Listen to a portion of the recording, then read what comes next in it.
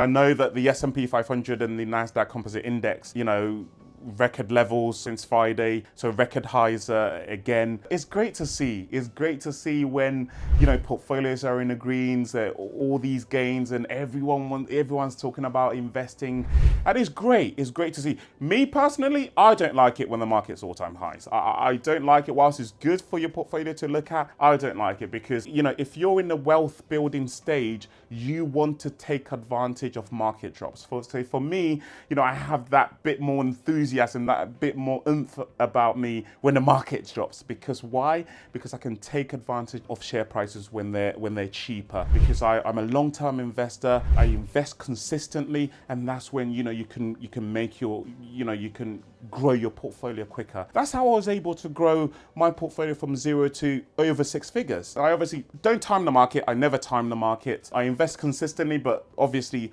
I like it when the market drops. I'm saying that to say that obviously it's great that the market's all-time highs. It's great people want to get in, but equally the same excitement I'd like to see when there are market drops for people to still want to invest, to still want to build wealth. I mean, it's good. It's good. There's not much to really cover. There are a few individual sort of topics that we'll be doing moving forward when I have a bit more time, in terms of some of the questions that we've been getting from young people, or have been, what is compounding, when can I take the money out, or when can I know? So I sort of really need to make videos to cover step by step, or to cover certain topics properly, because as I said, this is not something that I've been able to learn in just a day or a year. It's taken me years to be able to build my portfolio from 0 to over 6 figures. It's taken time, and I'm still learning. I'm reading.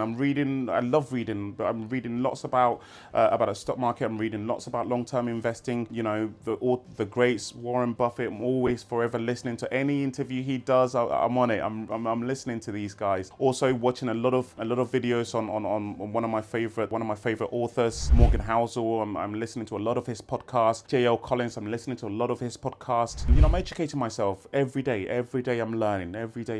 So there's still a lot of progress, a lot of information to give. In the investing, all I say is just, what I always say: invest, think long term, consistently. Keep investing and think long term.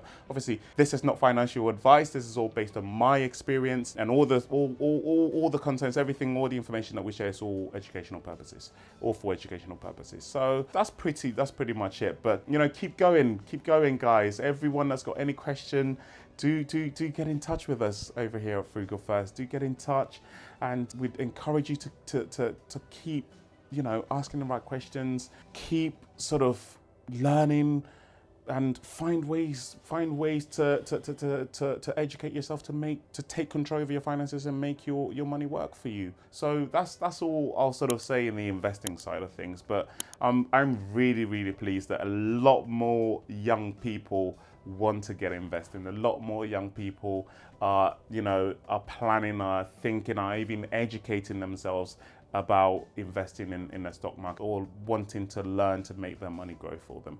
So that's really good to see. I wish I can say the football players that have been in touch with us to boost us, but I'll keep the identity anonymous. But that's been really good that we've had professional players reach out to us about wanting to learn and about taking control over their finances. So that's been really good. That's been really positive. Thank you very much for your time, Colin. Thank you very much, Dennis. Thank you.